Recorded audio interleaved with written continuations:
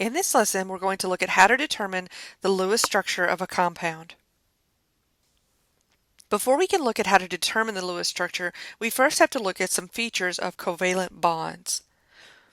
An important thing to note is that covalent bonds form when electrons are shared. In the example shown here for CH4, which is also known as methane, we see that one electron from hydrogen is sharing with one electron from carbon to form a bond. Because carbon has 4 electrons to share and each hydrogen only has 1, we're going to see 4 bonds form between carbon and the hydrogen atoms. When we look at Lewis structures, we need to look at both bonding and non-bonding electrons. For example, a bond forms between nitrogen and hydrogen. These are known as bonding electrons. Electrons shown as lone pairs are considered non-bonding electrons, and these are also called lone pairs of electrons. In non-bonding electrons, we see that we have 2 electrons in each pair. And when we have a single bond, we also have 2 electrons.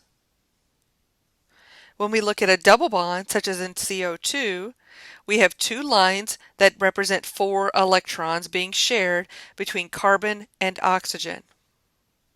Notice in all the structures we have a combination of bonding and non-bonding electrons.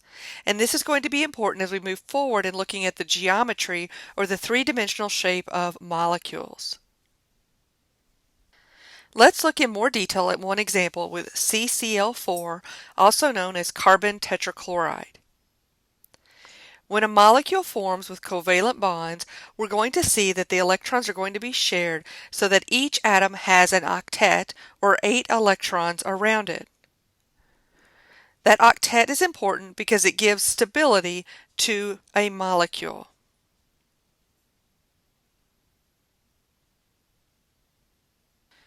When we're looking at a structure, remember that each line represents a pair of electrons.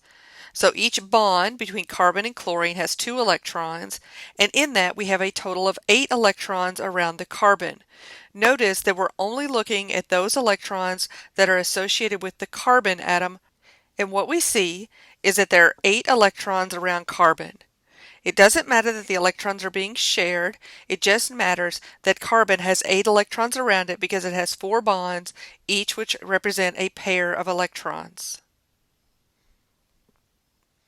So we have 4 single bonds, each with 2 electrons, which is a total of 8 electrons.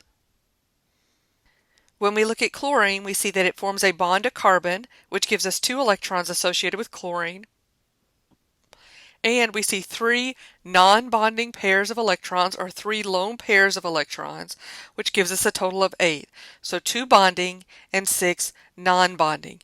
It doesn't matter that we've also counted those same electrons when looking at the octet around carbon, because remember, these electrons are being shared.